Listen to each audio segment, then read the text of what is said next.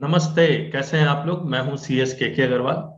और जैसा कि मेरे पीछे आप नजर आ रहा है, अगर आप ये 5 पॉइंट्स प्रूव करेंगे तो आपको आईटीसी मिल के रहेगा। 1 जनवरी 2022 से नए नियम लागू हैं। वो नियम क्या है अगर आप समझिए, और इसका लीगल मतलब समझिएगा। हाईकोर्ट का जो जजमेंट आया था कलकत्ता हाईकोर्ट को, उसको भी ध्यान में रखते हुए हम लोग आपके साथ डिस्कस करेंगे। मैंने एक छोटी सी प्रेजेंटेशन बनाई हुई है, वो मैं आपको दिखलाता हूँ।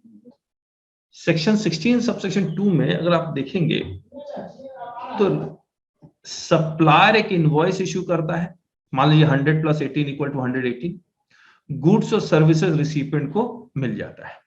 ठीक, तो ये जो पहला कंडीशन है ए, जहां पर रिसिपिएंट के पास इनवॉइस होना चाहिए या डेबिट नोट होना चाहिए। बी में लिखा हुआ है कि रिसिपिएंट को गुड्स और सर्विसेज मिल चुका है। तो अप्रैल में इनवॉइस मिला और मई में गुड्स और सर्विसेज मिला, तो क्रेडिट एलिजिबिलिटी का रिसिपिएंट के पास मई में आएगा। ठीक बात। इसके बाद ये रिसिपिएंट की ये ड्यूटी बनती है कि वो 118 रुपए, पूरा सिर्फ 18 रुपए नहीं, 118 रुपए सप्लायर को दे दे 180 दिन के अंदर। और सप्लायर इसको जीएसटीआर 1 में इस इनवॉइस को शो कर दे और 3B में ये पेमेंट कर दे गवर्नमेंट के पास। तो गवर्नमेंट को पैसा मिल गया, गवर्नमेंट को मन में शांति मिली, अच्छा लगा उसको गवर्नमेंट को कि चलो 18 रुपया आ गया। अब वो रिसिपिएंट को प्रॉमिस करता है कि हम ये आपको 18 रुपया या तो वापस करेंगे या एडजस्ट करेंगे। तो वापस तो भूल जाइए, एडजस्ट करती है।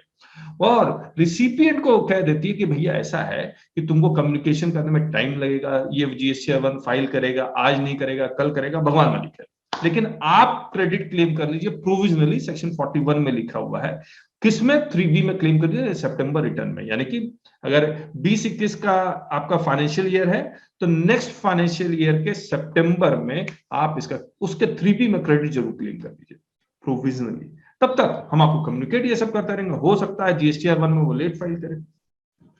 तो अब आपको कम्युनिकेशन कैसे होगा, बोला सर जब सप्लायर जीएसटीआर 1 में इस इनवॉइस को अपलोड करेगा तो हम आपके 2B में आपको नजर आ जाएगा, तो फाइनल हो जाएगा। तो गवर्नमेंट बस इतना चाहती है आपसे कि भैया जो से आपने सामान खरीदा ये सप्लायर जेन्युइन हो, फेक नहीं हो, इनवॉइस फेक नहीं हो, गुड्स और सर्विसेज वाकई में मिला हो, और ये सप्लायर ने जो इस सप्लायर ने जो आपसे 18 रुपए लिया वाकई में गवर्नमेंट को जमा करवा दिया है। ऐसा नहीं हो सकता कि गवर्नमेंट अपने पल्ले से 18-18 रुपए बांटते रहे और सप्लायर से कोई टैक्स ना मिले। That is not possible, that is not possible. तो हम क्रेडिट नहीं देंगे। तो इसमें आप देखिए 5 कंडीशंस डाले हैं। पहले AA नहीं था। जब AA नहीं था तो रूल 36 सब रूल 4 था, जहां पर 1.2 टाइम्स, 1.1 टाइम्स, 1.5 टाइम्स, अब 1.05 टाइम्स। अब 100% क्रेडिट मिलेगा सिर्फ 2B के बेसिस पे। तो मैं एक बार आप इसको अगर रिलेशनशिप को देखेंगे तो C और AA में फर्क क्या है। सी में अगर गवर्नमेंट को मैं प्रूव कर देता हूं कि सर हमने आपको तो जमा करवा दिया ना, रिसिपिएंट अगर प्रूव कर देता गवर्नमेंट को सर मेरे सप्लायर ने आपको टैक्स जमा करवा दिया, उसके बाद मेरे को कम्युनिकेट कर पाया नहीं कर पाया, हो सकता है B2B का इनवॉइस B2C में डाल दिया, दैट इज ऑल्सो पॉसिबल। तो क्या आप मुझे क्रेडिट डिनाई कर देंगे? तो फिर सीमलेस क्रेडिट कहां गया?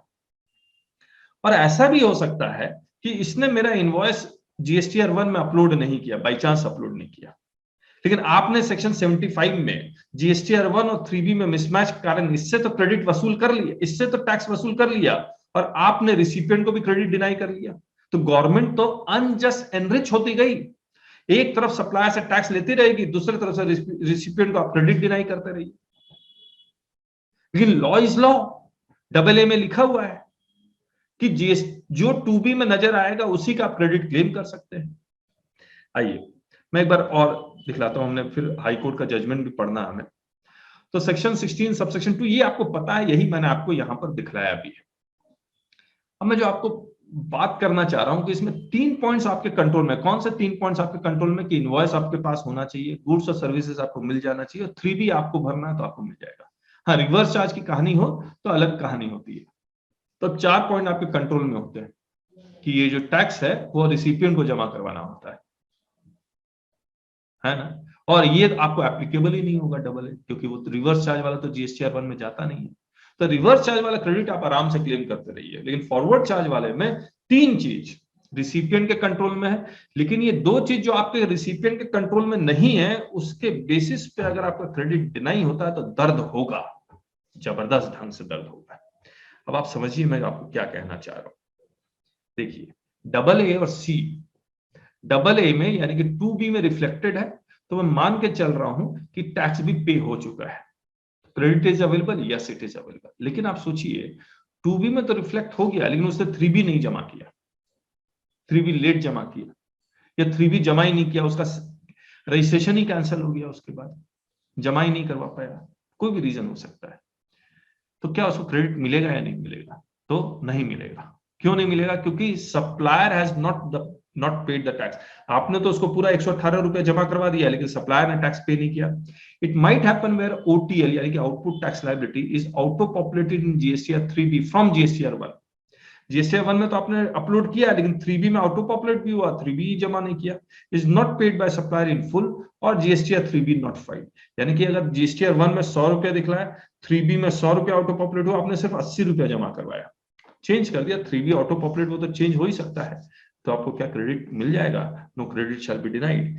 अब उसने 100 की जगह 80 रुपया दिखलाया है, तो अब झगड़ा इस बात का होगा कि मेरा रिसिपिएंट कहेगा सर वो सप्लायर ने मेरा टैक्स जमा किया, देखो 2B में आ रहा है। दूसरा रिसिपिएंट कहेगा सर इस सप्लायर ने मेरा टैक्स जमा किया, क्योंकि देखो 2B में आ रहा है। तो ये प्रॉब्लम आ सकती है। But credit shall be denied, और ऑफिसर क्या करेगा, एक साथ कई रिसिपिएंट का क्रेडिट डिनाई कर सकता है।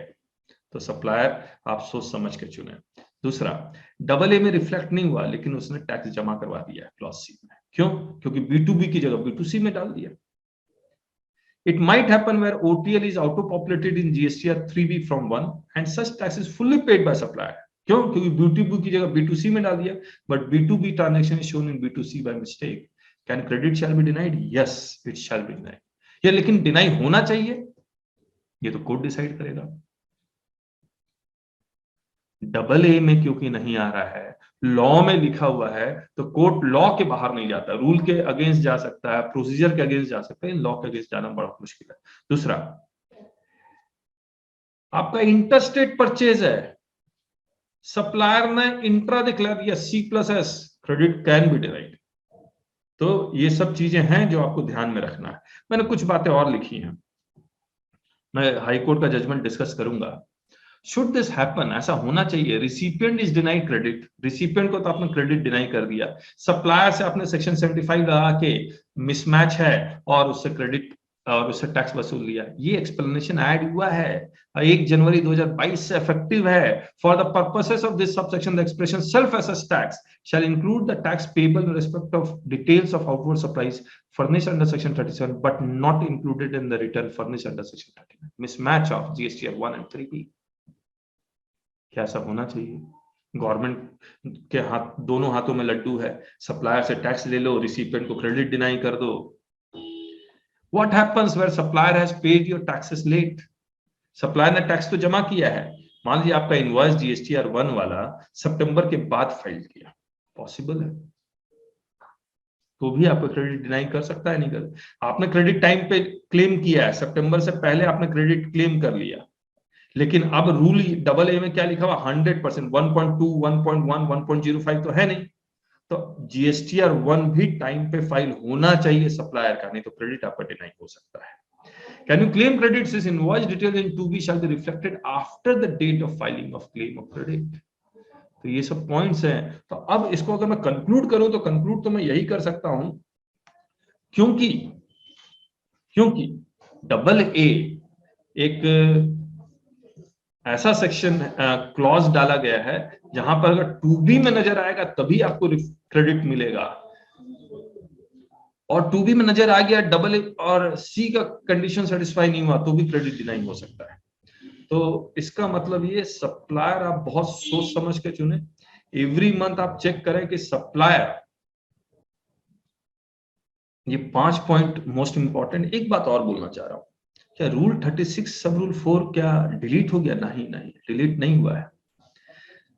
एक्ट ओवरराइड्स रूल, तो एक्ट में जब डबल ए ये एप्लीकेबल हो गया तो 36 सब रूल 4 को डिलीट करने की जरूरत है भी नहीं। सो थैंक यू सो मच। उम्मीद है कि आपको ये वीडियो पसंद आया होगा, छोटा सा वीडियो लेक्चर है। और आप हमारे साथ जुड़िए जरूर, व्हाट्सएप कर दीजिए, टेलीग्राम है टैक्स बाय केके, और हमारी जो रिकॉर्डेड क्लासेस है जीएसटी उसको जरूर से अटेंड कीजिए। इतना इन डेप्थ कोई नहीं करवाएगा, ये मैं गारंटी दे रहा हूँ। आप मेरे से एक बार सीख लेंगे तो बार बार कहीं और सीखने की जरूरत नहीं पड़ेगी आपको। So thank you so much, bye bye. तो ये हमारी वेबसाइट है taxbykk.com। इसके नीचे में हमने learn in depth and industry oriented GST with us, GST certificate course with CS KK Agarwal, flagship and most popular course.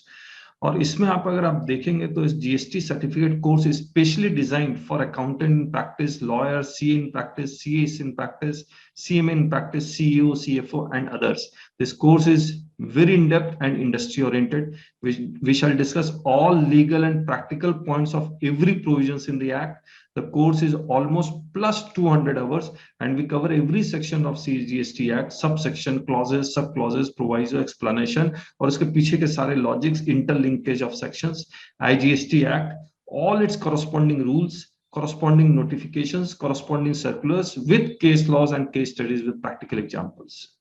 We will make interlinked section with sections, sections with rules, sections with forms, sections with notifications, sections with circulars. हर चीज को interlink करेंगे. No doubt we have learners from every field all over India, since no other faculty all over India covers this much in depth of GST. Be smart learner and join now. और join now करने के लिए आप सिर्फ classes में जाइए, recorded classes है हमारी, इसमें जाइए और यहाँ पर आपको ये जीएसटी सर्टिफिकेट कोर्स मिलेगा जिसको आप खरीद सकते हैं। और 1750 से स्टार्ट होगा, 2 मंथ की वैलिडिटी इंक्रीज होती जाएगी, प्राइस बढ़ता जाएगा।